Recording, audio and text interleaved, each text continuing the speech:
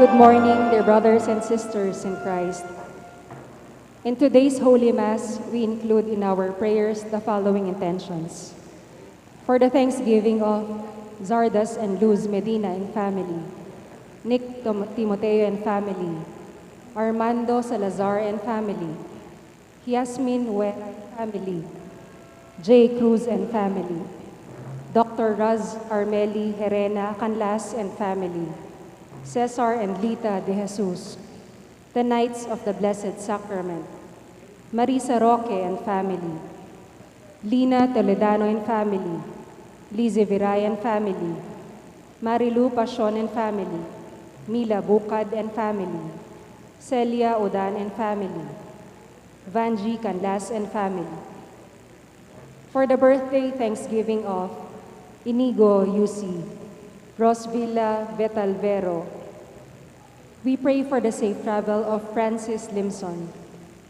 We pray also for the special intentions of Ivan Vinch Ilagan, Maria Alicia Salenga, Mary Manet Pineda, Paldeng family, Joselito Garcia, Mariel Miranda, Patrick and Camille de Jesus, Mr. and Mrs. Marasigan, 𝘗𝘢𝘬𝘢𝘴𝘩, Karen Rivera, Lay Segura, Jennifer Montenegro and family, Romel, Riza, and Pauline Del Rosario, Mr. and Mrs. Karen and Marvin Quizon. For the speedy recovery, safety, good health, and complete healing of Leticia Pineda, Remigio Pangan, Mario Pasion, Fred Cabalia, Sister Benita and Felicidad Reyes, Melissa Villanueva, Perry Dairit, Eleanor Ventura, Emeline and Takaw Inove, Josephine Palafox, Macneil Gonzalez, Selvina Larioque, and Jennifer Lianzana, and all our sick relatives and friends. We pray for the guidance and protection of the Holy Spirit, for the family of Annie Razon, and the family of Antonio and Josefina Guevara. We pray for the eternal repose of the souls of Eva and Sergio Mendoza, Manuel, Teresita, and Mark Louis Tongyo, Juanita Lagazon, Cesar David, Nelson Garma, Rodolfo and Siriaco Toledano, Merla Mangaluz, Mariano Campo, General Amado de Mata, Jose, Perla, and Trina Yazon, Benedicto Tapia, Richard Cabalia, Emiliano and Nieves Zablan, Anisha Teodin, Rico Calilung, Marcela Sanga, Victoria Pamintuan, Virgel Gintu, Rene Herrera, Jose Yazon, Perla Yazon, Trina Yazon, Benedicto Tapia, Asuncion Bautista, Mario Velarde, Mary Grace Sabado, Shane Angel Rivera, Brian Montenegro, Eugene Segura, Rudimer Basco, Remigio Pabalate, Alejandro Corpuz, Leticia and Ildefonso Ramos, Gonzalo Ibarra Sr., Cecilia Gomez, Consuelo Mendoza, Pilar Pineda, Rodrigo Benitez, Enrile Solana Silva, and all poor souls in purgatory. And also for our safety against the COVID-19 pandemic, for the speedy recovery and complete healing of all those affected by this coronavirus, for the eternal repose of all those who died because of this pandemic, and for the safety of all our frontliners. Let us all kneel for the Oratio Imperata. In the name of the Father, and of the Son, and of the Holy Spirit, Amen. Merciful and compassionate Father, we confess our sins, and we humbly come to you to find forgiveness and life. We come to you in our need to seek your protection against the COVID-19 virus that has disturbed and claimed many lives. We ask you now to look upon us with love, and by your healing hand, dispel the fear of sickness and death, restore our hope, and strengthen our faith. We pray that you guide the people tasked to find cures for this disease and to stem its transmission. Bless our efforts to use the medicines developed to end the pandemic in our country. We pray for our health workers, that they may minister to the sick with competence and compassion. Grant them health in mind and body, strength in their commitment, protection from the disease. We pray for those afflicted. May they be restored to health. Protect those who care for them. Grant eternal rest to those who have died. Give us the grace in these trying times to work for the good of all and to help those in need. May our concern and compassion for each other see us through this crisis and lead us to conversion and holiness. Grant all this through our Lord Jesus Christ, your Son, who lives and reigns with you in the unity of the Holy Spirit, God, forever and ever. Amen. We fly to your protection, O Holy Mother of God. Do not despise our petition and our necessities, but deliver us always from all dangers. O glorious and blessed Virgin. Amen. Virgen de los Remedios, health of the sick, pray for us.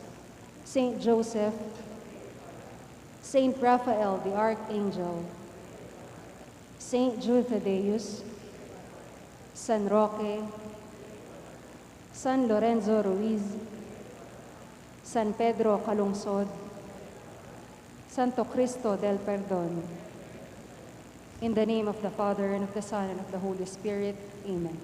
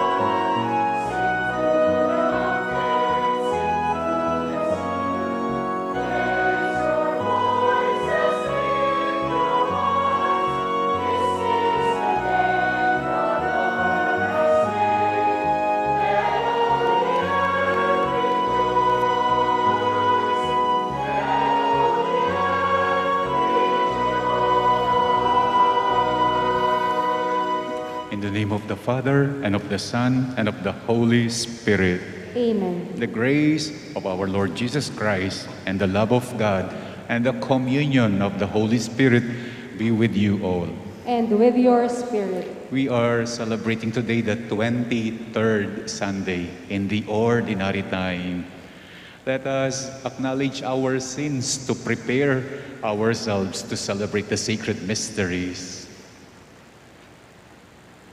I confess To Almighty God and to you, my brothers and sisters, that I have greatly sinned in my thoughts and in my words, in what I have done and in what I have failed to do. Through my fault, through my fault, through my most grievous fault.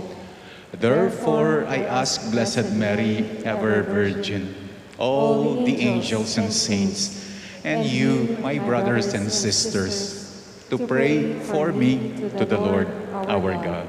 May Almighty God have mercy on us, forgive us our sins, and bring us to everlasting life. Amen.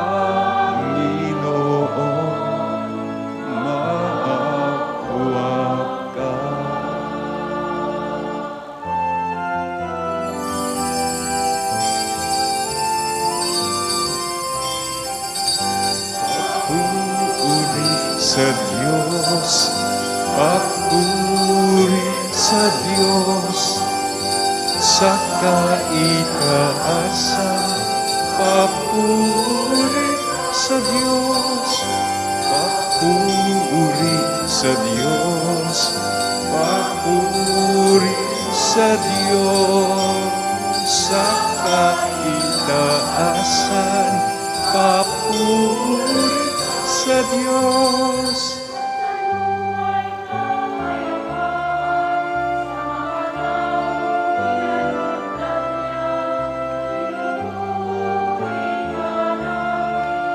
Dinarangal ka na amin, sinasamba ka namin, ipinagbubunyi ka namin.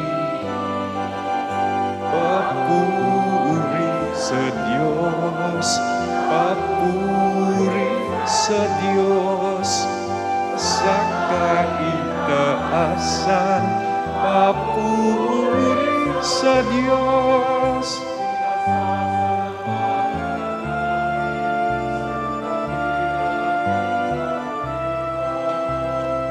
Panginoong Diyos, Hari ng langit, Diyos amang makapangyarihan sa lahat. Panginoong bugtong na anak, Panginoong anak ng Ama, papuri sa Diyos, papuri sa Diyos, sa kaitaasan, papuri sa Diyos.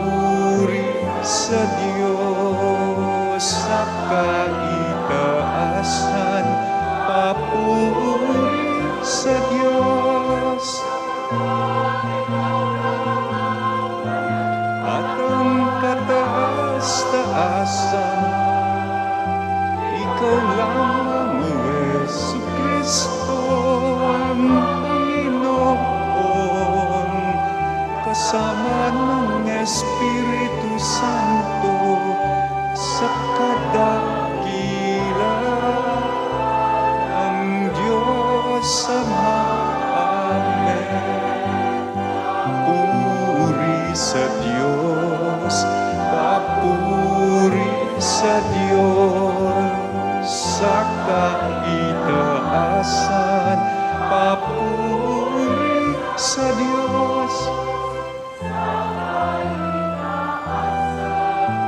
Papuri sa Diyos. Let us pray.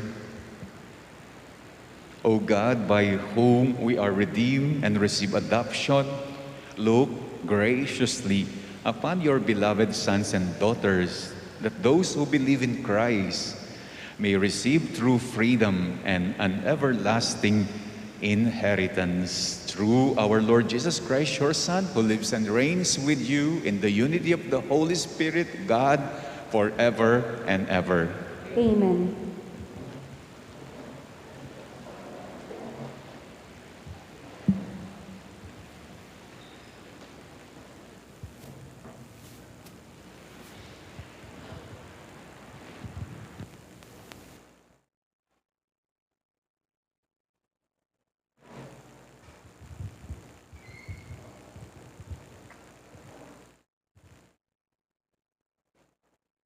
A reading from the Book of Wisdom. Who can know God's counsel, or who can conceive what the Lord intends? For the deliberations of mortals are timid, and unsure are our plans.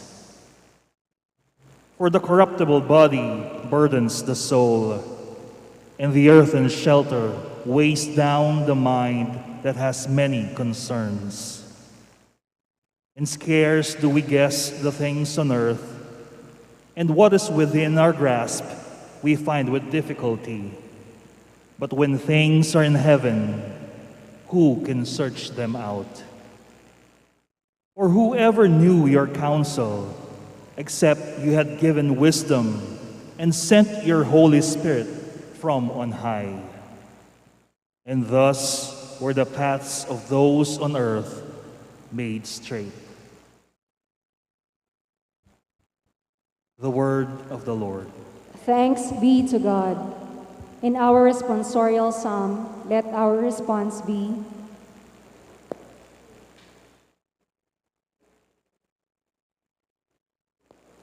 in every age, O Lord, you have been our refuge. You turn man back to dust, saying, return, O children of men. For 1,000 years in your sight are as yesterday, now that it is past, or as a watch of the night. In every age, O Lord, you have been our refuge. You make an end of them in their sleep. The next morning, they are like the changing grass, which at dawn springs up anew, but by evening wilts and fades. In every age, O Lord, you have been our refuge. Teach us to number our days aright, that we may gain wisdom of heart. Return, O Lord, how long? Have pity on your servants. In every age, O Lord, you have been our refuge. Fill us at daybreak with your kindness, that we may shout for joy and gladness all our days. And may the gracious care of the Lord our God be ours. Prosper the work of our hands for us. Prosper the work of our hands. In every age, O Lord, you have been our refuge.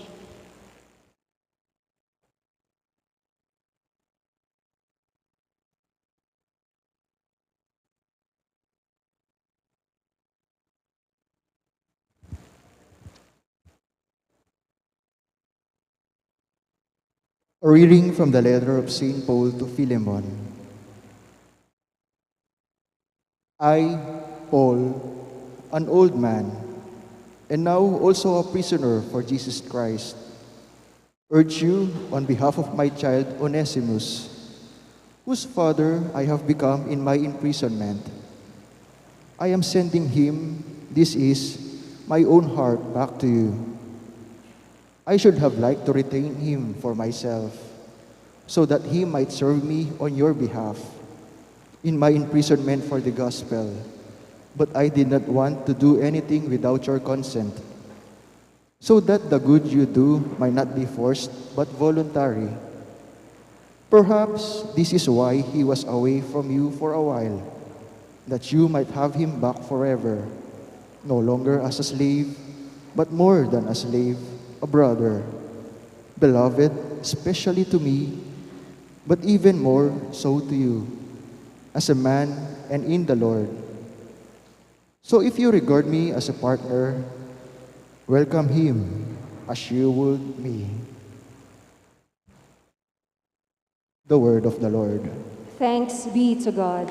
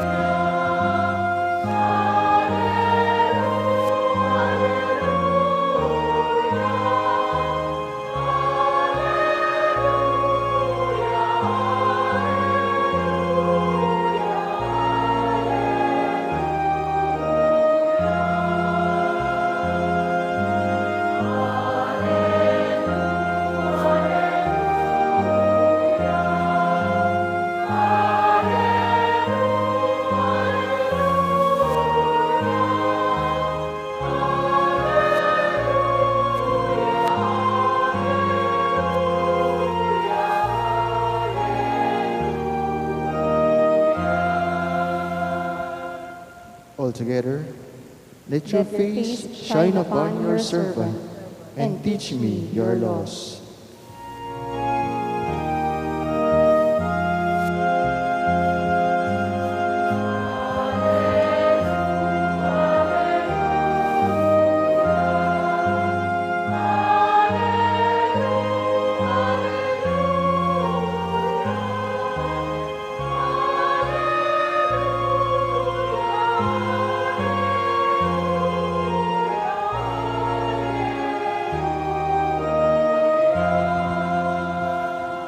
The Lord be with you. And with your spirit. A reading from the Holy Gospel according to Luke.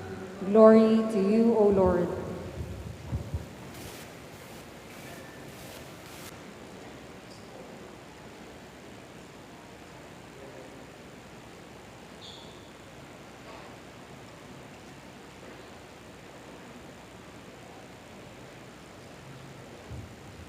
Great crowds were traveling with Jesus, and he turned and addressed them, saying, "If anyone comes to me without hating his father and mother, wife and children, brothers and sisters, and even his own life, he cannot be my disciple. Whoever does not carry his own cross and come after me, he cannot be my disciple. Which of you, wishing to construct a tower, who will not first sit down and calculate the cost to see if there is enough for its completion? Otherwise, after laying the foundation, finding himself unable to finish the work, the onlookers would only laugh at him and would say, 'This one he began to build, but he did not have resources to finish.' Or what king would march into battle would not first sit down and decide whether with 10,000 troops he can successfully oppose another king advancing upon him with 20,000 troops? But if not, while he is still far away, he will send a delegation to ask for peace terms. In the same way, any one of you who does not renounce all his possessions, he cannot be my disciple." The Gospel of the Lord. Praise to you, Lord Jesus Christ. Kanina po sa 7:30, we had an induction of new members sa LECCOM Guild. Marami silang new members, 9 new members. Marami pang gustong sumama sa LECCOM. Meron pa silang napapasunod na maging new members. Paano kaya kapag ang LECCOM Guild ay isa ng embarrassment, ikinakahiya na, pinagtatawanan na, being mocked, being ridiculed? Ang tanong, meron pa kayang new members na sasama? Meron pa kayang gustong mag-lectors? Meron pa kayang maiindak na bagong miyembro? You know these questions? Hawig sa tanong ng Panginoong Jesucristo sa mga sumusunod sa Kanya sa Ebanghelyo ngayon. Nakita niya, great crowds were traveling with Him. Maraming sumasama, maraming sumusunod sa Kanya. But to the Lord, it's not enough na maraming sumusunod o sumasama sa Kanya. What is more important to the Lord is gusto niya itong mga sumasama at sumusunod sa Kanya mulat sa kanilang pagsunod, mulat sa kanilang pagsama, lalo na kapag pinagtatawanan na sila, kinamumuhihan na sila, ikinahihiya na sila. Gusto ng Panginoon, sumasama sila bilang alagad until the end. Alagad amanyad sad, hindi alagad na wala agad. Lalo na kapag nandyan na ang krus, lalo na kapag naharap na sila sa krus. Kaya nagtanong siya sa kanyang mga sumusunod ng 2 tanong. Sabi niya, who among you would construct a tower, who would not first sit down to calculate the cost for its completion? Ang ibig sabihin ng Panginoon, ang pagsunod sa Kanya is like constructing a tower. Matagal, costly, dahil hanggang langit ang kino-construct mong tower. Are you ready to be mocked, to be ridiculed, to be laughed at? Dahil matagal at hindi matapos-tapos, sabi ng Ebanghelyo ngayon. His second question is, sabi niya, sino sa inyo ang basta-basta na lamang lulusob sa kanyang kalaban na mas makapangyarihan kaysa sa kanya? Kapag daw sumunod tayo sa Panginoon, sigurado mapapalaban ka sa mas malakas na kalaban. Ang mundong sumasalungat at ang mga taong sumasalungat, kaya mo ba raw harapin ang kalaban na mas malakas sa iyo? Yan ang tanong niya sa kanyang mga alagad. At iyan din ang tanong niya ngayon sa atin na sumusunod sa Kanya. Marami tayong sumusunod. Payapa ang lagay kasi. Kaya ngayon daw magandang itanong ang tanong ng Panginoon, sino pa raw ba sa atin? Sino pa ba raw sa atin ang sasama sa Kanya, ang susunod ka sa Kanya, willing to be His disciples kapag pinagtatawanan na? Sino pa kaya daw ang sasama, ang susunod sa Kanya kapag ang lagay hindi na payapa, tagilid, maraming problema? Sino pa kaya daw ang susunod sa Kanyang misyon kapag ang pagsunod sa Kanyang misyon, ang kapalit, maraming konsumisyon? The answer to the questions, yung alagad, ang susunod, ang sasama pa rin, hindi yung wala agad. Kapag tuwid ang daan, kapag walang issue, walang problema, napakadali ang sabihin, I would like to follow you, Lord. Pero kapag may humarang na sa pag-follow natin sa Panginoon, may sumasalungat na, that is when we become reluctant, hesitant, indecisive, nag-aatubili, mag-alangan, mikelangan. Alam nyo, yan daw ang tinutukoy niyang krus sa Ebanghelyo ngayon. Whoever cannot carry his own cross, Kung titignan nyo ang krus, may isang pahalang, merong isang patayo. Patayo, pahalang, patayo, tuwid, walang problema, payapa.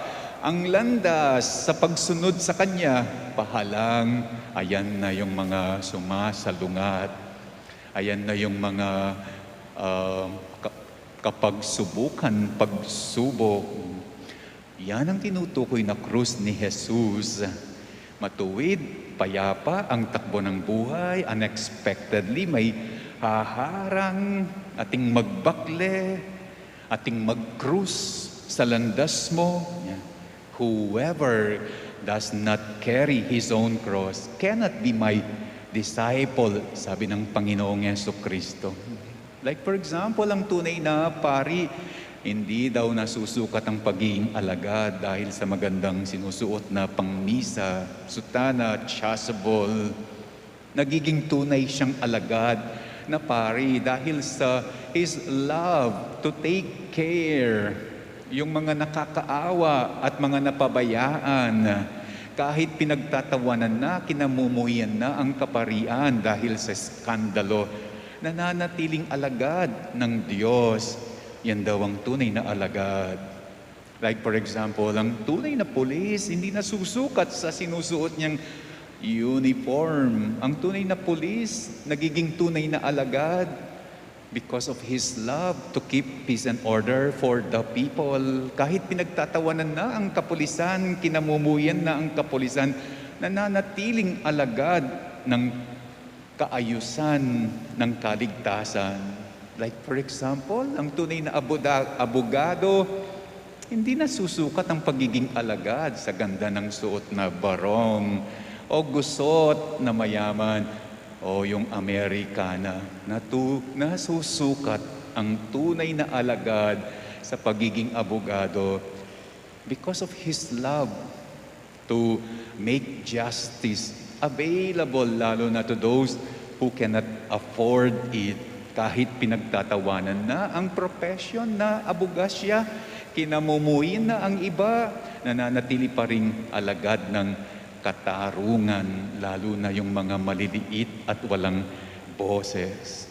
Tulad din natin, anuman ang lagay ng iyong buhay ngayon, anuman ang iyong kabuhayan, merong tayong lahat na sinusundan at dalawa lamang daw ang paraan na pwedeng pagpilian. Sabi ng Panginoon, ang hindi makakaiwan sa kanyang pamilya, he who cannot renounce his possessions.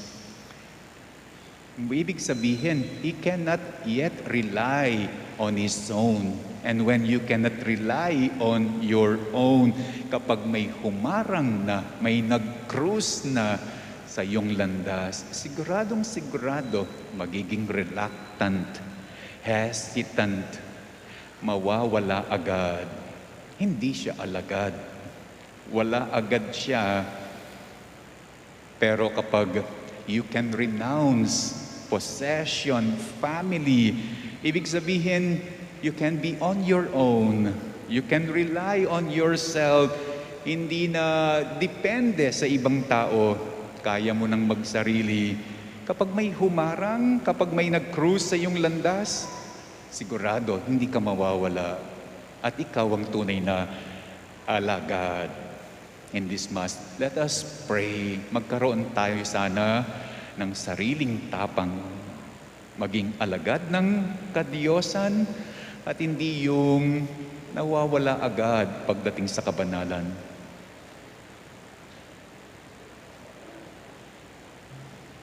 I believe in one God, the Father Almighty, Maker of heaven and earth, of all things visible and invisible.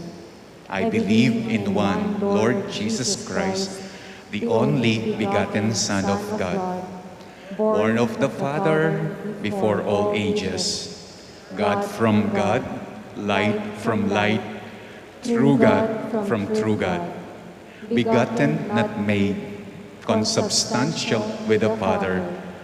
Through Him all things were made.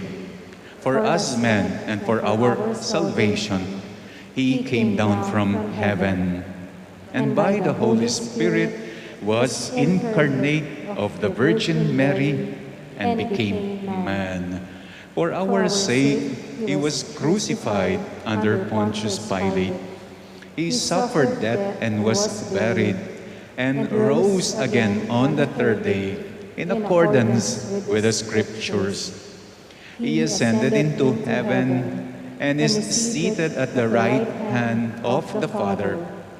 He will come again in glory to judge the living and the dead, and his kingdom will have no end. I believe in the Holy Spirit, the Lord, the giver of life, who proceeds from the Father and the Son, who with the Father and the Son is adored and glorified, who has spoken through the prophets. I believe in one holy, Catholic, and Apostolic Church. I confess one baptism for the forgiveness of sins, and I look forward to the resurrection of the dead and the life of the world to come. Amen. Eternal Father, through your Son, you enable us to carry our cross and become your faithful disciples. Shine your face upon us and help us understand your wisdom. As we pray, Father, teach us your ways. Father, teach us your ways. For the Church, may Pope Francis, bishops, priests, deacons, and us, the lay faithful, align our will to your will in our discernment and service toward each other and all people of goodwill. We pray. Father, teach us your ways. For all who serve in the government, guide them that they may always choose the path of discipleship in the policies they make and their compassionate implementation of the Constitution. We pray. Father, teach us your ways. For many of us gathered today who are undergoing great difficulties, may we find consolation in the presence of the people we love. Move the people we encounter towards providing necessary help that all of us may be empowered towards discipleship. We pray. Father, teach us your ways. Let us also pray for the following, for the thanksgiving of Sardas and Luz Medina and family. Nick Timoteo, Armando Salazar, Yasmin Uera, J. Cruz, Dr. Raz, Armeli Erena Canlas, Cesar and Lita de Jesus, Marisa Roque, our Knights of the Blessed Sacraments, Lina Toledano, Lizzie Viray, Marilu Passion, Mila Bukad, Celia Udan, Vanji Canlas, and Sullivan family, together with their whole families. Let us also pray for our birthday celebrators, Inigo, Yusi, and Ros Villa Petal Vero.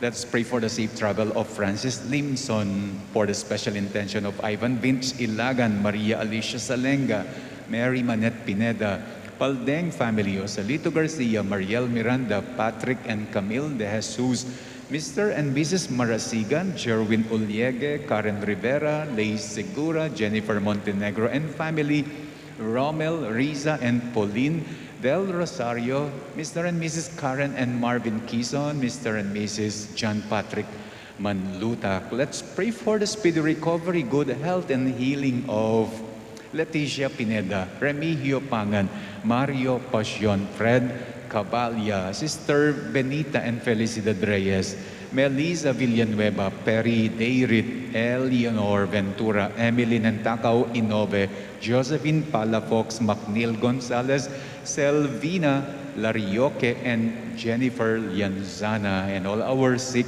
relatives and friends, for the guidance and protection of the Holy Spirit, for the family of Ani Razon and the family of Antonio and Josefina Guevara.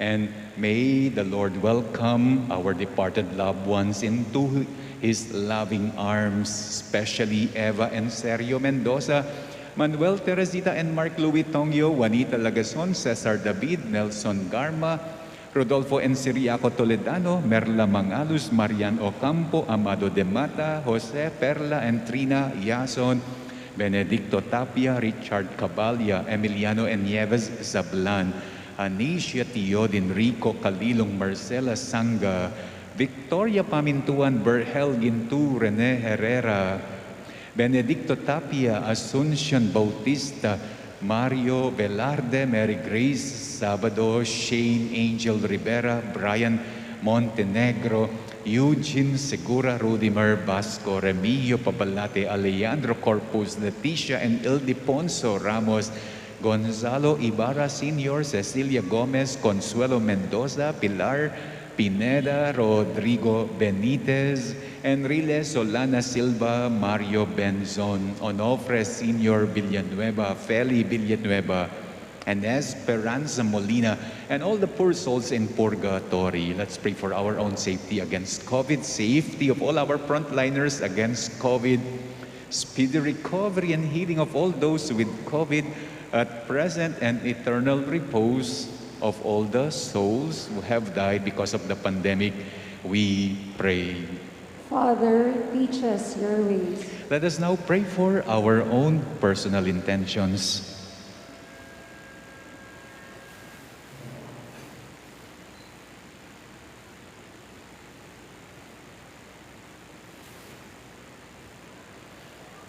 Almighty Father, direct, we beseech you, all our decisions and all our actions, that like your Son, we may remain faithful in loving obedience to your eternal will. Through Christ our Lord.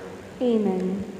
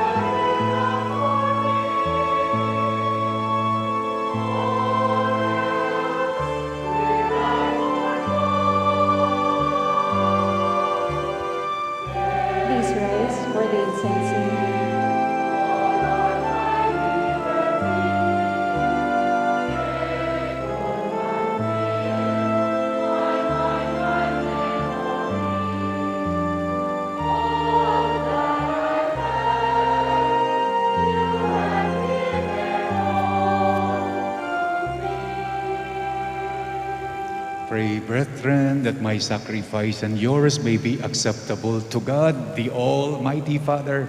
May the Lord accept the sacrifice at your hands for the praise and glory of his name, for our good and the good of all his holy church. Let us pray. O God, who give us the gift of true prayer and of peace, graciously grant that through this offering we may do fitting homage to your divine majesty, and by partaking of the sacred mystery, may we be faithfully united in mind and heart through Christ our Lord. Amen. The Lord be with you. And with your spirit. Lift up your hearts. We lift them up to the Lord. Let us give thanks to the Lord our God. It is right and just. It is truly right and just, our duty and our salvation, always and everywhere, to give you thanks, Lord, Holy Father, Almighty and eternal God. For when your children were scattered afar by sin, through the blood of your Son and the power of the Spirit, you gathered them again to yourself, that the people formed as one by the unity of the Trinity, made the body of Christ and the temple of the Holy Spirit, might to the praise of your manifold wisdom be manifest as the Church. And so in company with the choirs of angels, we praise you, and with joy we proclaim.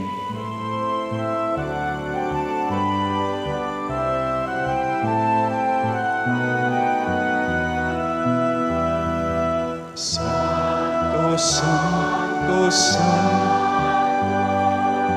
Panginoong Diyos, napupuno ang langit at lupa.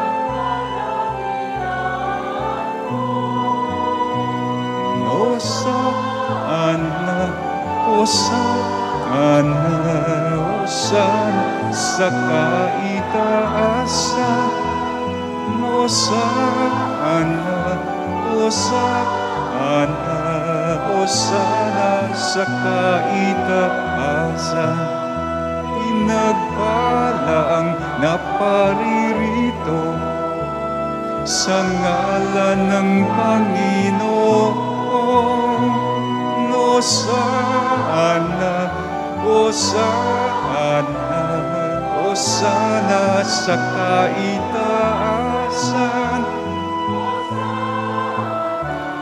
Hosana, Hosana sa kaitaasan.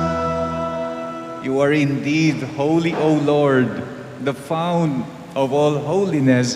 Make holy, therefore, these gifts, we pray, by sending down your Spirit upon them like the dewfall, so that they may become for us the body and blood of our Lord Jesus Christ.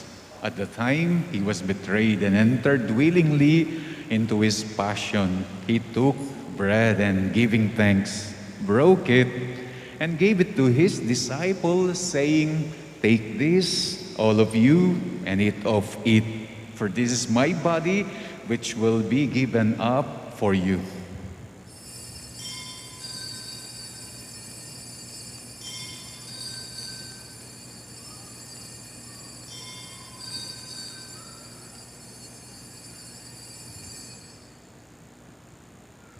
In a similar way, when supper was ended, he took the chalice, once more giving thanks. He gave it to his disciples, saying, "Take this, all of you, and drink from it. For this is the chalice of my blood, the blood of the new and eternal covenant, which will be poured out for you and for many for the forgiveness of sins. Do this in memory of me."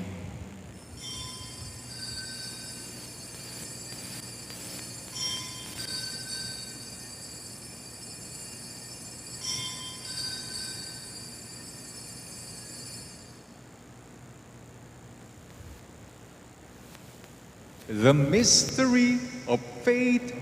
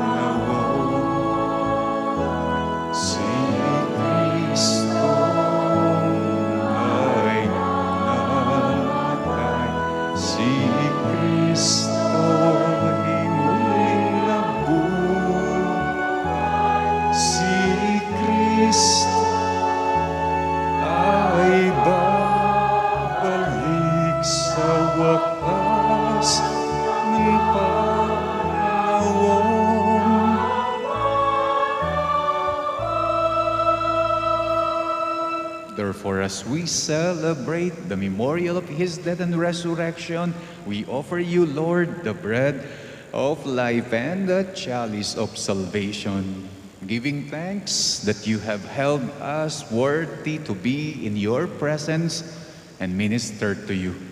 Humbly we pray that partaking of the body and blood of Christ, we may be gathered into one by the Holy Spirit.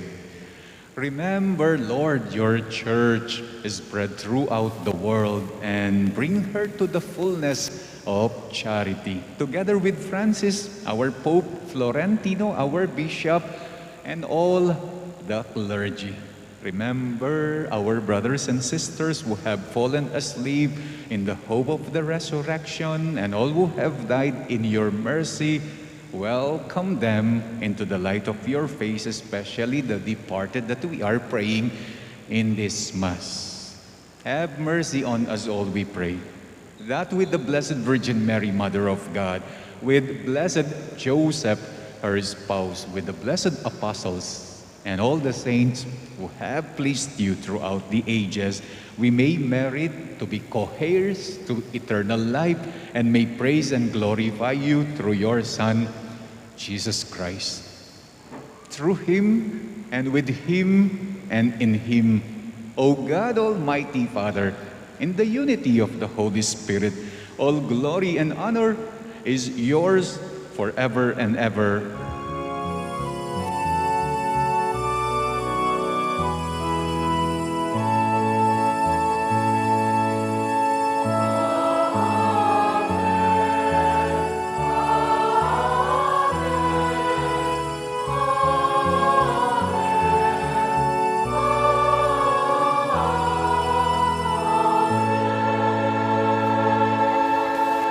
At the Savior's command and formed by divine teaching, we dare to pray.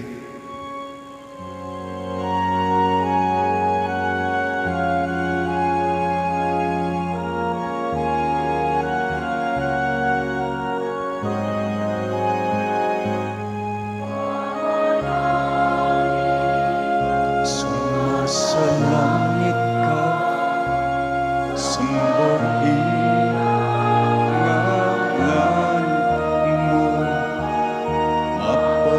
sa amin ang kaharian mo, sundin ng loob mo dito sa lupa para nang sa langit. Bigyan mo po kami na ayon kakanin sa araw-araw, at tawarin mo kami sa aming mga sala, para nung pagpapatawad namin sa nagkakasala sa amin. Natuwa mo kaming ipaintulot sa tukso at yadya mo kami sa lahat ng masama. Deliver us, Lord, we pray, from every evil. Graciously grant peace in our days, that by the help of your mercy we may be always free from sin and safe from all distress, as we await with blessed hope and the coming of our Savior, Jesus Christ. For the kingdom, the power, and the glory are yours, now and forever. Lord Jesus Christ, who said to your apostles, "Peace I leave you, my peace I give you," look not on our sins, but on the faith of your church, and graciously grant her peace and unity in accordance with your will. who live and reign forever and ever. Amen.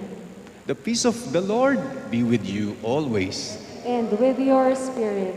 Let us now offer each other the sign of peace.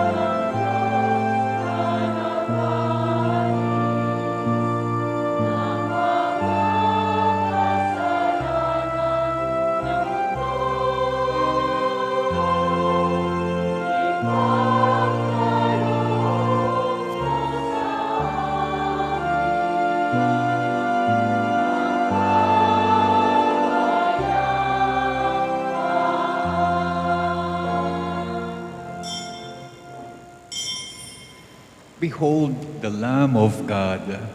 Behold him who takes away the sins of the world. Blessed are those called to the supper of the Lamb. Lord, I am not worthy that you should enter under my roof, but only say the word, and my soul shall be healed. The body of Christ. Amen.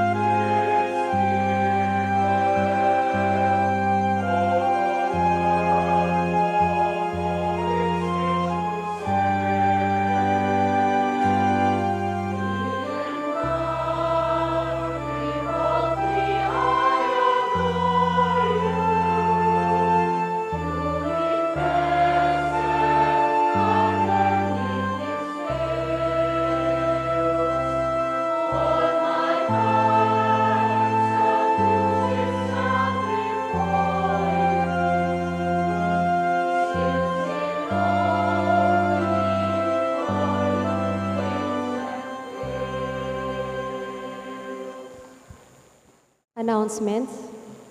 We join the Catholic Church all over the world in commemorating the Feast of the Nativity of the Blessed Virgin Mary on September 8, this coming Thursday. In our province, Pampanga, we celebrate this feast in memorial of our provincial patroness, 𝘗𝘗𝘳𝘦𝘢𝘴𝘩. Our parish is one in celebration as we enjoin our parish community to participate in the Triduum in her honor on September 5, 6, and 7, Monday to Wednesday, before the 6:30 evening masses. Our schedule is as follows: 5:30 p.m. Holy Rosary, followed by the Angelus. 6 p.m. Triduum in honor of 𝘗𝘗𝘳𝘦𝘢𝘴𝘩. 6:30 p.m. Holy Mass. Our observance of the feast proper on September 8, Thursday, culminates with the celebration of the Holy Eucharist at 6:30 in the evening, highlighted by the consecration of the sacred images of the 𝘗𝘗𝘳𝘦𝘢𝘴𝘗 and Santo Cristo del Perdón y Caridad. In preparation for the feast of our patron, St. Jude Thaddeus, on October 8, 28, our parish is reviving the traditional cluster masses or Dalo cluster on Fridays prior to the feast day proper, except on First Fridays.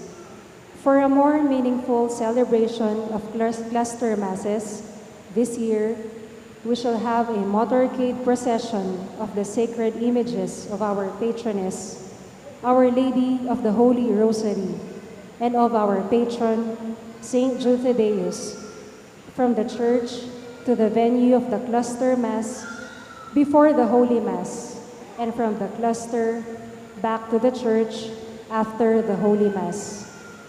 The general schedule is as follows: 5 p.m. Assembly and preparation at the church patio. 5:30 p.m. Motorcade procession to the cluster Mass venue. 6 p.m. Holy Rosary and prayer to St. Jude Thaddeus. 6:15 p.m. Audiovisual presentation. 6:30 p.m. Holy Mass. 7:30 p.m. Motorcade procession back to the Parish Church. The first of our cluster masses is on Friday, September at Cluster Phase 1A, with the residents of Phase 1A as sponsors and the Companions of St. Jude and the Lectors Commentators Guild as support groups. May we therefore enjoin the parishioners of Phase 1A to come and join us in these liturgical activities. Thank you. Meron po tayong marriage banns announcement for the last Sunday. Si Maria Valerie Cabico, anak ni Marlo at Engracia Cabico, ikakasal on Tuesday, September 6 sa San Agustin Parish, at si John Ivan Ngo, anak nina Johnny and Evangeline Ngo, ikakasal on October 8 sa St. Joseph the Worker Chapel 2, Clarkfield. Sa mga nagtatanong, on Thursday, September 8, ang canonical coronation, annual canonical coronation ng 𝘗𝘗𝘳𝘦𝘢𝘴𝘗, it will be held sa new site ng munisipyo ng Lubao, katabi po ng Dapsu, Lubao. At 5 a.m. ang misa, 5 a.m. Abakya po. In line with the coronation, every year meron po silang pinamimigay na love offering envelopes. The proceeds go to the mission fund of the Archbishop. Isa sa mga mission program niya, yung mga ayeta sa Villa Maria, monthly. Nung ako ang econom, meron silang subsidy. They have to house the ayeta at pakainin every day para lamang mag-aral sila, maturuan sila. That is one. Nung nag-celebrate tayo ng 500 years of Christianity last year, ang gastusin kinuha niya sa mission fund. at saka yung Synod on Synodality. So doon po napupunta yung mga pinag-iingi nilang sobre, love offering envelopes during the canonical coronation, September 8. If there is interested, you may approach me after the Mass. Let us pray. Grant that your faithful, O Lord, whom you nourished and endowed with life through the food of your word and the heavenly sacrament, may benefit from your beloved Son's great gifts, that we may merit an eternal share in his life through Christ our Lord. Amen. The Lord be with you. And with your spirit. You bow for the blessing. May the God of all consolation order your days in his peace and grant you the gifts of his blessing. Amen. May he free you always from every distress and confirm your hearts in his love. Amen. So that on this life's journey you may be effective in good works, rich in the gifts of hope, faith, and charity, and may come happily to eternal life. Amen. And may the blessing of the Almighty God, the Father, the Son, and the Holy Spirit come down on you and remain with you forever. Amen. Our celebration is now over. You may now go in the peace of Christ. Thanks be to God.